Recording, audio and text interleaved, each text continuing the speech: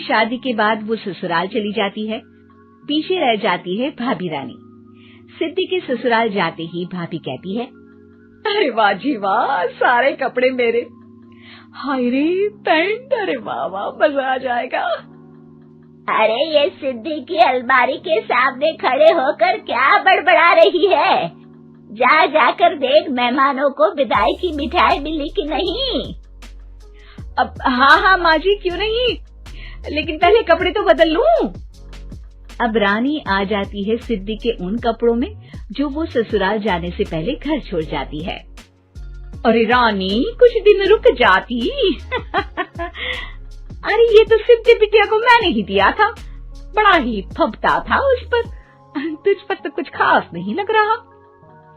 अब वो ना मेरे सारे कपड़े गीले थे तो सोचा पहन लूं। वैसे भी सिद्धि को कौन सा भी पुराने आउटडेटेड कपड़ों को पहनना है।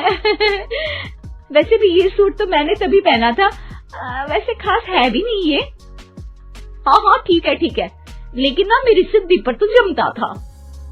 सारे मेहमान चले जाते हैं और सिद्धि ससुराल से मायके पहली बार आती है। अपना घर, अपना कमरा, अपनी अलमारी। ये बोलकर जैसे ही सिद्धि अलमारी खोलती है तो सामने उसके कपड़ों की जगह कुछ और ही रखा होता है। माँ, जरा कमरे में तो आना। सास और रानी वहां पहुंच जाते हैं। रानी ने पहनी होती है सिद्धि की जींस और टी शर्ट। अरे भाभी, ये क्या? ये तो मेरी बड़ी ही महंगी टी शर्ट है, इसे आपने घर में क्यों पहनी है? अरे बहुत मिलती है दीदी ये चौक की मार्केट में, 150 में। ओ भाभी प्लीज, ये एरोपोस्टल है, 2000 की एक टी शर्ट। ओह 2000 में तो दीदी 4 साड़ी आ जाए। अब क्या बोलूं भाभी, ये मेरी अलमारी में छोटू के कपड़े, तो मेरे कपड़े कहाँ हैं? मेरी अलमारी में। अब दीदी आपको कौन से पुराने कपड़े पहनने थे? माना भाभी, लेकिन मैं जब घर आती तो यही सब पहनती ना। अरे तुम तो बड़ी कंजूस हो दीदी। खैर वक्त आता है जब सिद्धि ससुराल के लिए रवाना हो रही होती है। अरे रानी, अंदर से सिद्धि का गिफ्ट ले आ, लड़की पहली बार ससुराल से मायके आई है। रानी अंदर जाती है और एक सिंपल सी साड़ी लेकर बाहर आ जाती है। ये लीजिए माँ जी। सास बेटी को गिफ्ट देकर ससुराल भेजती है। अगले दिन रानी एक सुंदर सी साड़ी पहनकर सामने आती है। अरे रानी, ये तो वो साड़ी है जो मैंने सिद्धि को देने के लिए दी थी जब वो ससुराल ले जाती, लेकिन ये तूने कैसे पहन ली?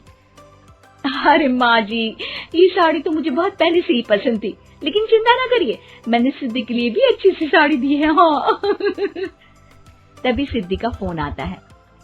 क्या माँ, कुछ अच्छा तो दिया होता ससुराल ले जाने के लिए। अरे पहले दिखा दिया होता।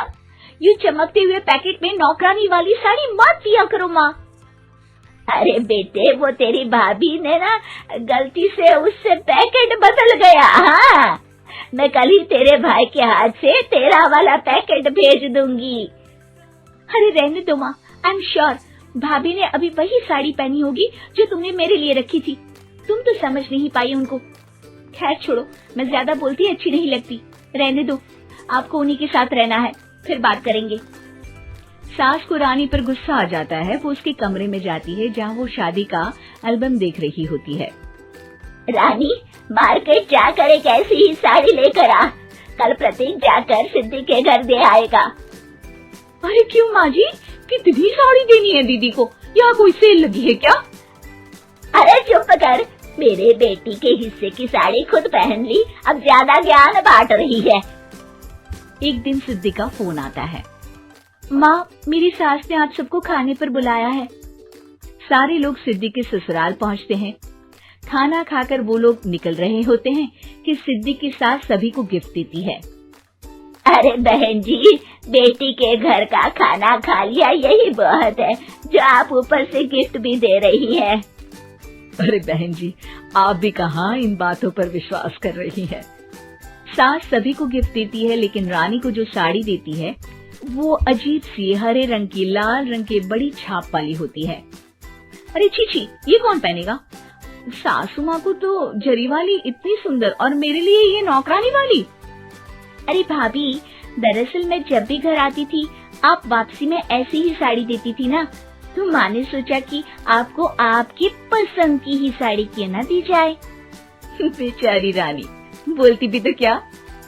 सिद्धि और सास रानी का चेहरा देखकर हंसने लगती है, तो रानी समझ जाती है कि अपने ही बिछाए जाल में वो फंस चुकी है।